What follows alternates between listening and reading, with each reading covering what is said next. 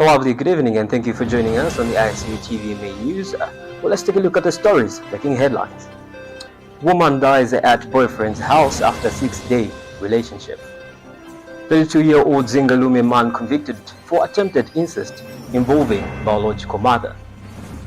Cavendish University student injured in hit-and-run road traffic accident. And in international news, bodies of school children found after bus swept away by South Africa floods. And on the sports front, Ancelotti earns a first win as Brazil book World Cup sport.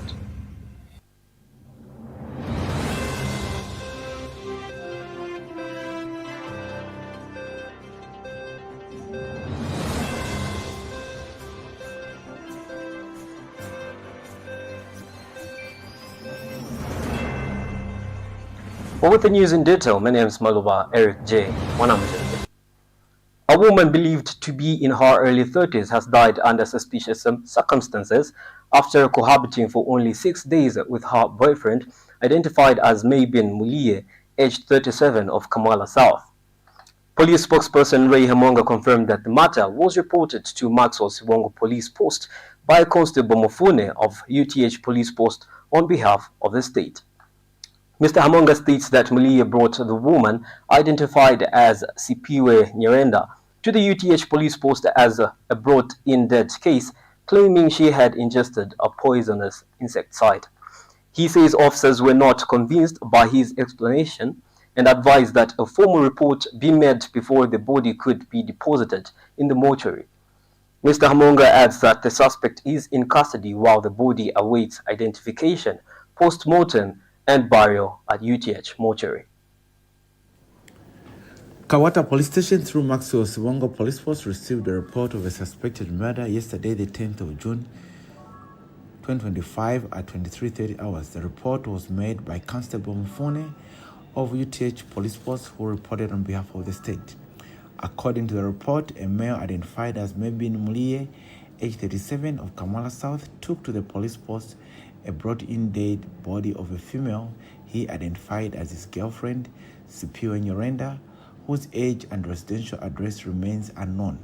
He claimed she had died after ingesting a poisonous named insecticide. However, police officers at UTH Police Post were not convinced with the explanation given by the boyfriend. They accordingly advised that the matter be formally reported at Maxwell Sibongo Police Post before the body could be deposited in the mortuary. Preliminary facts indicate that the deceased and the suspect had only known each other for 6 days and had begun cohabiting. The suspect stated that he did not know her place of residence nor any of her relatives. He further reveals that he had purchased the named insecticide for fumigation due to the cockroach infestation in his house. The suspect alleged that yesterday, around 20 hours, the deceased asked for water, and upon his return from fetching it outside the house, he found her with white foam coming from her mouth. Police visited the scene and discovered a bottle of the named insecticide inside the house. An initial physical inspection of the body did not reveal any physical injuries. The body has since been deposited in the investigating hospital mortuary pending identification of relatives, post-mortem examination, and burial. Mebin Mulie is currently detained in police custody and is being held for the subject offense of suspected murder as investigations continue. We are appealing to the general public who may know the deceased to come forward and help in the investigations. Further details will be provided in due course. Thank you. The Zingalume area has been found guilty of attempting to engage in sexual activity with his 42-year-old biological mother. The conviction was handed down by Magistrate Mutinta Mwenya, who ruled that the prosecution had sufficiently established the offense of attempted incest. Mr. Fanizani Piri was convicted after the court determined that the evidence presented proved the case beyond reasonable doubt. Magistrate Mwenya noted that the mother, despite initially wanting to withdraw the complaint and urging police to merely caution her son, was a credible witness. She also confirms that the accused and the victim are biologically related, despite Piri's denial, and subsequently referred the case to the High Court for sentencing. A fourth-year student at Cavendish University, Zambia, is receiving medical treatment after sustaining serious injuries in a hit-and-run incident just 2 days before his final examinations. The student, whose identity has been withheld for privacy reasons, is currently admitted to the University Teaching Hospital (UTH) in Lusaka with multiple injuries, including broken legs and deep lacerations to the lower back and pelvic area. Medical staff have fitted him with an ostomy bag due to the extent of the injuries. The president of the Cavendish University Zambia Students' Union, Benecho T. Nyerenda, says the student urgently requires financial support to cover the cost of medication, hygiene supplies, and routine medical procedures needed to prevent infections. And Transport and Logistics Minister calls for unity in repatriation of late President Lungu's remains. Transport and Logistics Minister Frank Tayali has called on senior members of the Patriotic Front (PF) party and the Lungu family to put an end to the ongoing discord and reach a meaningful agreement regarding the repatriation of late President Lungu's remains. While speaking to journalists shortly after signing the book of condolences at the official mourning venue, Minister Tayali emphasized the need for unity and respect during this period of national mourning. When we take our first set of commercials, we'll be right back with more of our local stories. Zambia Research and Development Center, an institution dedicated to national development through capacity building and community development. Established in 2007 by a group of professionals and lecturers, ZRDC has since become a hub of research and innovation in the country. Registered with the Ministry of Home Affairs under the Registrar of Societies, ZRDC pursues cutting-edge research to address pressing social and economic challenges. Get involved. ZRDC engages in activities that stimulate international collaboration, promote knowledge sharing, and make research expertise available to decision makers. Our mission at ZRDC is to foster innovation and capacity building for national development. We believe in addressing poverty and underdevelopment through institutional and capacity building, human empowerment, and gender participation. In our quest to foster innovation and capacity building for national development, ZRDC launched the ZRDC University Sponsorship for Capacity Building and Development Program to facilitate knowledge advancement among ZRDC researchers and those intending to join the research community. Qualified Zambian citizens can pursue education at credible universities in Zambia with guaranteed prospects of joining the ZRDC research community. ZRDC engages in industrial and technological research, covering research development and innovative investigations to drive dynamic industrial development at national and regional levels. Join us at the Zambia Research and Development Center as we continue to innovate, empower, and shape a brighter future for Zambia. ZRDC, fostering innovation and capacity building for national development. Welcome. Well, thank you for staying tuned. You're still watching Icu TV main news. In the streets of Zambia, a quiet economic revolution is unfolding as a new wave of entrepreneurs emerges from the vibrant township markets. Defying traditional business norms, these individuals are transforming their communities through innovation, resilience, and an inspiring sense of purpose. In the bustling streets of Zambia, a quiet revolution is taking place. Amidst the vibrant markets and busy townships, a new generation of entrepreneurs is emerging. They are not the typical business owners you would expect, but rather people with extraordinary drive and determination. Welcome to the world of micro-entrepreneurs. Meet Rebecca, a vegetable vendor in Lusaka's busiest market. With a small loan from a local microfinance institution, Rebecca was able to start her own business, providing for her family and creating a better life for herself. For 5 months at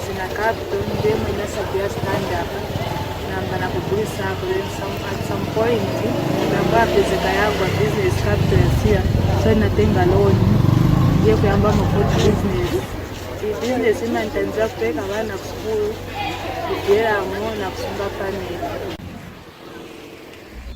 As we explore the lives of micro-entrepreneurs in Zambia, we meet another inspiring individual who has turned her passion into business. chakwete ifiri fyonse but nishini kwa tasikiwati one day kwa mshop na ino mwa festo kuna ile panga mas kata tuition na mapi hakse focus na 4 months na shita mashini yuko so focus yanjine ndio kwa affect na hapa intention. Salome's story is a testament to resilience and determination. This is James, a passionate entrepreneur who has turned their love for fashion into a business. Zinanga ndine James namba mtumapiswe tutamino tutodonsera tomashave as a bricklayer ndio mtina mbira mko pushinga segura ko tutuma chance tu. James further shares his journey of wanting to have a bigger boutique and not remain stuck in one place. So apani the next thing kasegura ko chioro shop ikuru maybe muri amene ino ye murunga kadalisa ngasegura ko shop ikuru or town. The story of Zambia's micro entrepreneurs is one of resilience, determination, and hope. As we celebrate their successes and acknowledge the challenges they face, we are reminded of the power of entrepreneurship to transform lives and communities. Beauty Nkonda reporting, Icu TV in Lusaka.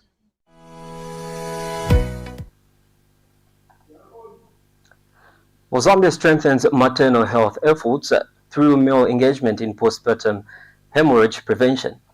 The Ministry of Health in Zambia, in collaboration with JHPIEGO and the Zambia Association of Gynecologists and Obstetricians, ZAGO, is intensifying efforts to combat postpartum hemorrhage, PPH, a leading cause of maternal mortality, by promoting male involvement in maternal health.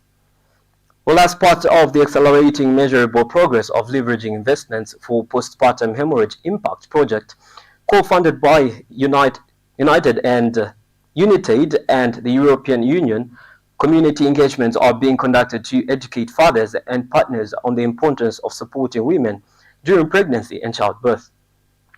PPH, characterized by excessive bleeding after childbirth, accounts for a significant proportion of maternal deaths in Zambia.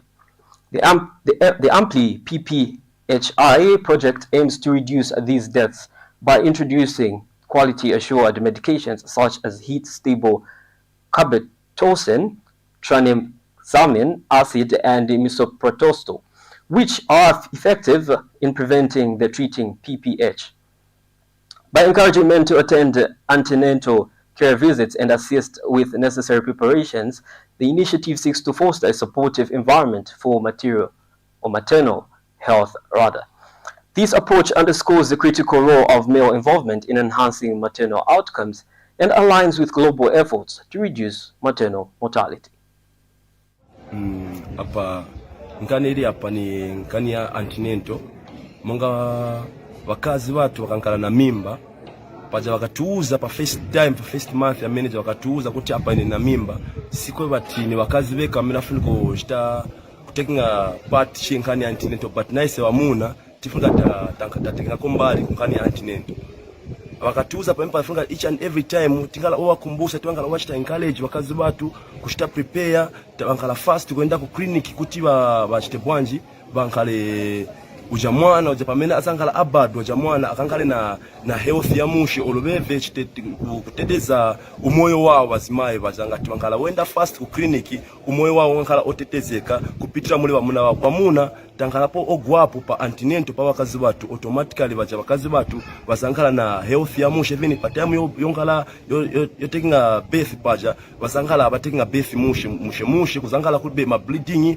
what and what because bazangala bochita bwanji o taking mbali zonse kunkala koyambirira kutenga mankwala kumangala mapyuzi ya jamena mapasa bazangala otenga fast sikuzangala ma problem yali yonse so tufuna ise wamuna na ise metienda ma community mwatu ife tufuna wamuna na weve bangale ogwapo pangani ya antenatal tufuna wakonda wakazi watu tatengapo kushonga tu wakonda wakaza nkala otekinga ijangani ya antenatal na ise tufuna tambirira na ise wamuna kuyenda kwenda kulembesa kupimisira pamozi na wakazi watu vonse ujamwana timkiyaringa pamozi notikulekera chabe wakazi wakiyaringa mwana weka but nice wamuna tufuna chatabwanji tagwapo so that va mafamilies yatu yakazingala yaenda pasogolo na health ya mushe kuzingatiwa ifeta gwapo amuna even ngani ya preparation izambo ngala cha bebuno bwino zambo chita prepare pamozi zangala pamozi bantu ogwiriza pamozi isena bakazi watu even kanga chepe zambo tandizana kufaka apo kandrama kuti vija vintu chite bwanji vikwanilisike tikagwapo oni wamuna bakagwapa ngani antineto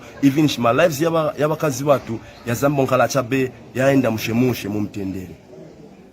You are still watching the Icu Tv main news. We take a short break and we'll be right back with international and sports news. A future so bright with more to believe. We're building tomorrow with hearts full of pride. Innovation, progress, we won't be denied. From Lusaka to the world, we stand tall and strong. ICU, this is where we belong. I see you, we're rising high, with education as a guide. Together we'll break every limit. I see you, the future's infinite. Knowledge, passion, strength combined. I see you, we're one of a kind. Onward we march with dreams so true. I see you, we believe in you.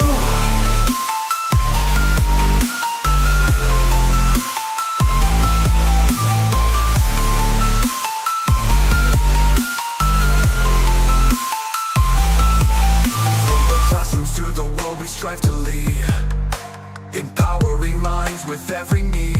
Technology, science, and business we reign. In the hallways of knowledge we break every chain. We're united as one through every test. Striving together, we're always the best. With every challenge we rise, we succeed. At ICU, plant the future seed. I see you, we're rising high with education. And now in international news, at least 49 people have been killed in the floods that have swept through South Africa's eastern Cape province as low temperatures, torrential rain, and heavy snowfall have hit parts of the country. The numbers are just escalating hour after hour, and the situation is so bad that on the ground, the provincial premier Oscar Mabuyane said. Among the bodies recovered are those of 4 children, a driver and a conductor who were on a school bus that was carried away in flood waters as it was crossing a bridge in the town of Mthatha on Tuesday morning. Well, still in international news, Los Angeles police say they have made mass arrests after a 5th day of protests over U.S. President Donald Trump's immigration raids. Well, Mayor Karen Bass declared on an overnight curfew with a relatively small area of the city's downtown district, saying businesses were being vandalized and looted. Elsewhere, the immigration raids that triggered protests last Friday have continued, with deployed National Guard troops now protecting border control agents on enforcement operations. When we take our final set of commercials, we'll be right back with sports news. The Information and Communications University is driving the thrill for the nation in research and development. Enroll now for full-time and distance programs in the School of Engineering, Humanities, Business and Education.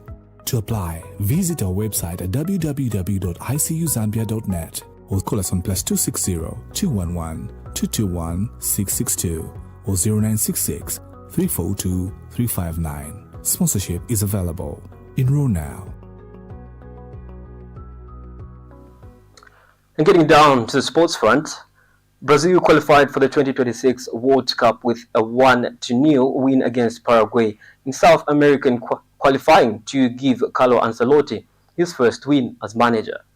Real Madrid forward Vinicius Jr. scored from close range in the second half, finishing after fine work from Manchester United-bound playmaker Matheus Cunha. With the victory, Ancelotti's first after a 0-0 draw against Ecuador on his debut last week means Brazil have now qualified for every edition of the World Cup.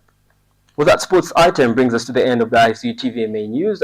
Well, let's take a recap of the stories that made headlines. Woman dies at boyfriend's house after 6-day relationship. 22-year-old Zingalume man convicted for attempted incest involving biological mother. Well, Cavendish University student injured in hit-and-run road traffic accident. And in international news, bodies of school children found after bus swept away by South Africa floods. And getting down to the sports front, Ancelotti earns a first win as Brazil book World Cup sport. Well, thank you so much for watching the Icu TV main news. I've been your anchor this evening, Maluba Eric J. Mwanamjende. Please do make sure to catch us live on Icu TV, that is on Facebook, and IcuTVZM.com, that is on our website. Please do have a lovely good evening.